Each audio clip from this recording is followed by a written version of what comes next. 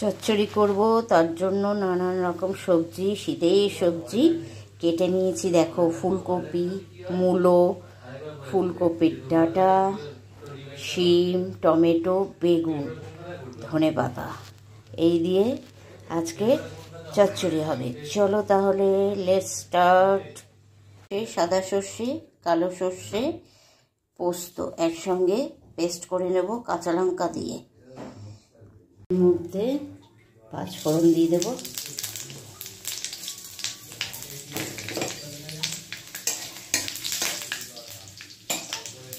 তারপর দেব মূলো।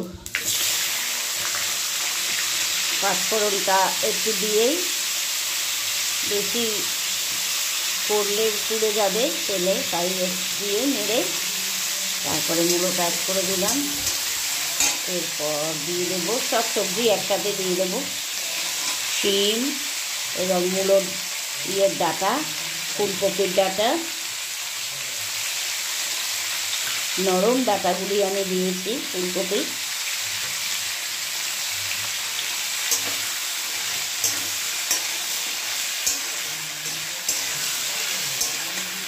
তোমরা আলু চাইলে আলু অ্যাড করতে পারো এর মধ্যে, আমি আলু দেবো না।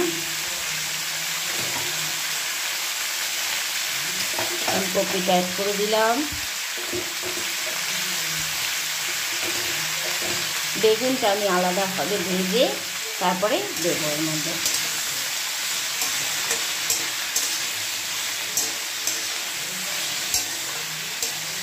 বেগুন এখন দিলে বেগুনটা নরম হয়ে গলে যাবে, তার জন্য এখন আমি বেগুনটা দেব না। নুন অ্যাড করে দেবো, স্বাদ অনুযায়ী নুন দিতে হবে। তারপরে দেবো হলুদ,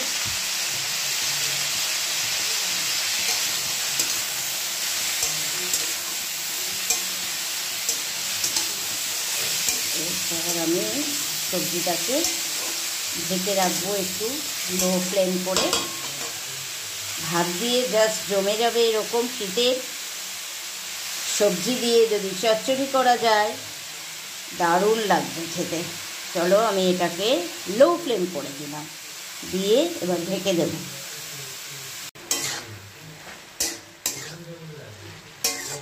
এরপর এর মধ্যে সামান্য জল দিয়ে দেবো, দিয়ে ঢেকে দেব সিদ্ধ হওয়ার জন্য। মূলোটা আছে, মূলো, ফুলকপি, শিম তো সিদ্ধ হতে হবে, তো তার জন্য আমি এটা সামান্য জল দিয়ে ঢেকে দিলাম। আর এখানে বেগুনটা আমি ভাজছি। পাতাটা মিক্সিতে পেস্ট করে নেব। এখানে আমি সব পেস্ট করে নিয়েছি, সর্ষে, কালো সর্ষে, সাদা সর্ষে, পোস্ত আর 4টে কাঁচা লঙ্কা। এরপর এটাকেও আমি মিক্সিতে গ্রাইন্ড করে নিই। এই টমেটো দিয়েছি, সিদ্ধ হয়ে গেছে। এর মধ্যে এবারে বেগুনটাকে অ্যাড করে দেব, সবকটা বেগুন দেব।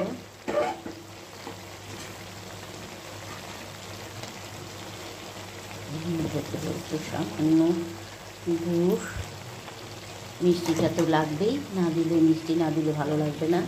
2টো কাঁচা লঙ্কা ফাটিয়ে দিলাম।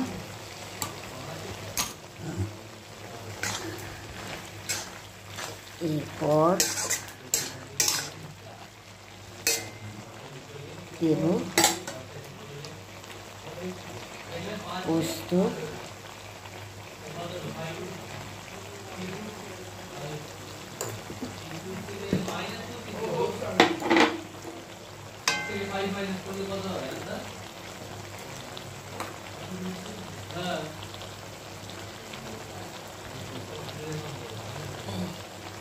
এরপর দেবো এই যে ধনেপাতা বাটা, সবটাই দিয়ে দেবো।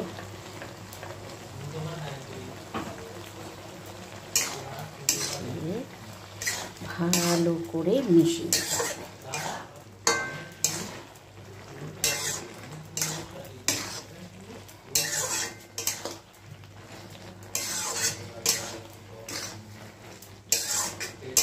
এইভাবে করলে দারুণ লাগবে, ভাত দিয়ে রুটি দিয়েও খেতে ভালো লাগবে। রুটি, ভাত সব কিছু দিয়ে আর একটু দেবো পোস্ত, সামান্য 2 চামচ মতন দিয়ে দেবো পোস্তটা। এই ধনে পাতাটা বেটে দিলে এর সেন্টটাই অন্যরকম হবে।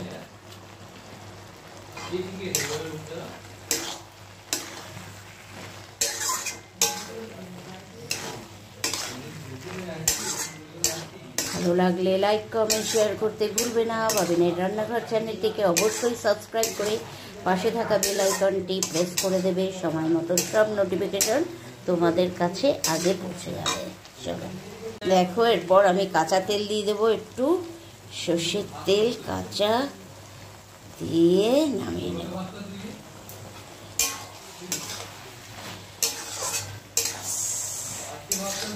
হয়ে গেল।